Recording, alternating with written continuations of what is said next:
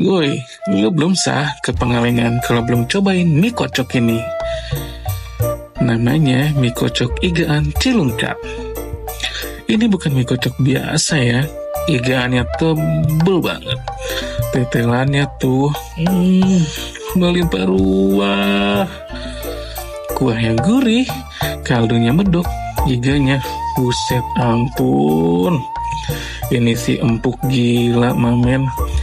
Aku tunggunya sampai lupa pulang makan iga empuknya. Warungnya sih sederhana, tapi rasanya kelas sultan cuy. Ada di daerah Cilungkap, jalan ke arah Pengalengan, ya deket-deket jalan utama deh. Pokoknya gampang banget ditemuin. Cobain deh mie kocok paling barbar sePengalengan. Mention temen lo yang doyan tetelan. Save aja dulu, mampir nanti jangan sampai nyesel.